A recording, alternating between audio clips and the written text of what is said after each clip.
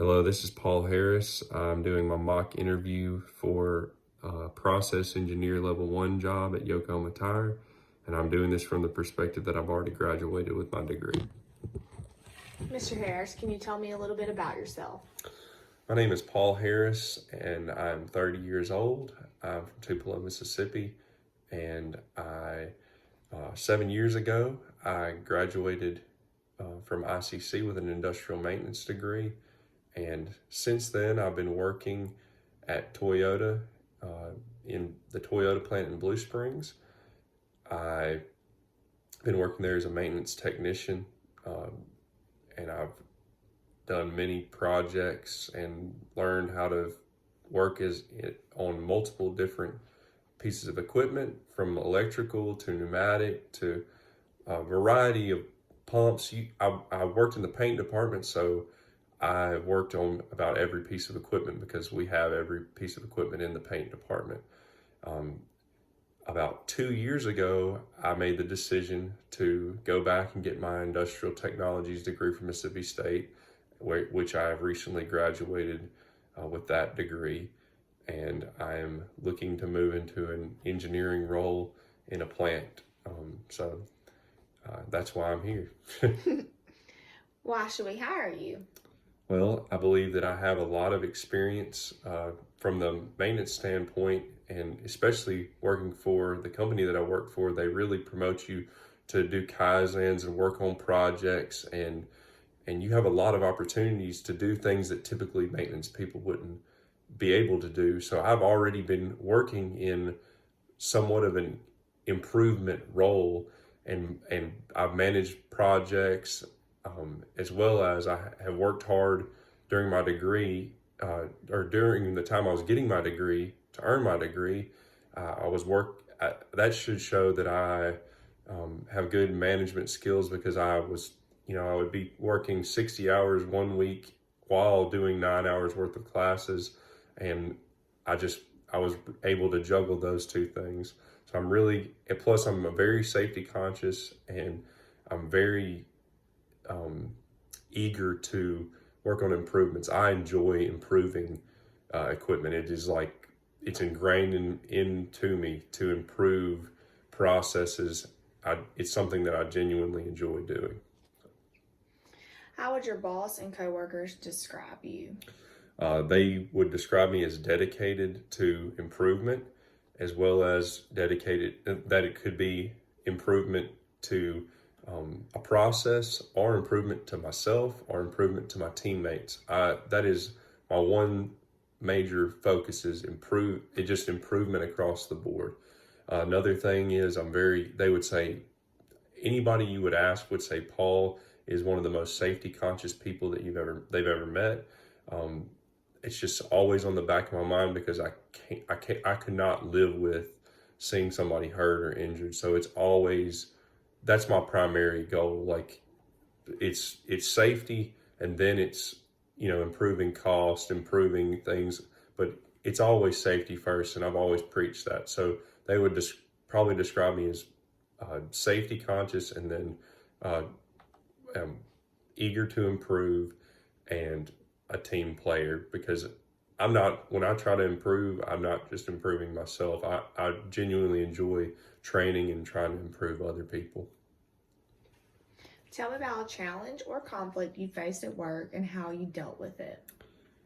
So I actually had a conflict a couple of months ago, where I walk up to a guy that's struggling to get a piece of equipment running, and he basically used profanity at me, which I do not approve of. And instead of getting angry, I just took a second to take a breath.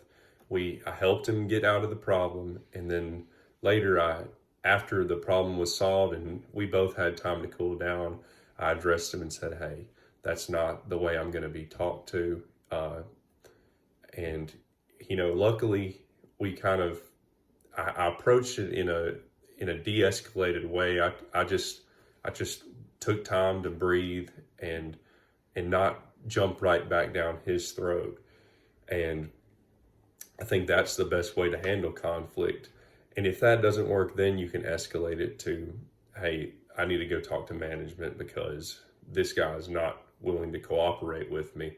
But I find that typically when you approach people with a de-escalated tone and say, hey, I don't appreciate you talking to me like that, but in a very respectful, de-escalated tone, I find that most of the time people are willing to work with you.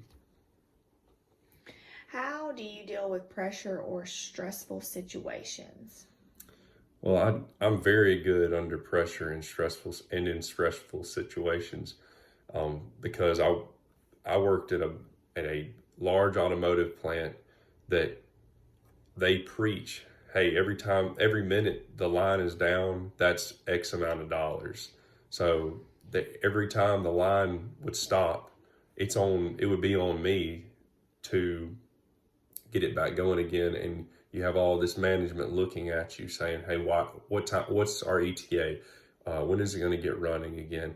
So I'd say like 90% of my job was stressful, but I learned how to just take a deep breath and say, all I can do, because if you start thinking about all the pressure that they're putting on you and you don't think about the job and just completing the task, you're going to be so worried about what they're saying and doing that you're not going to be able to actually do what they want you to do, which is fix the piece of equipment.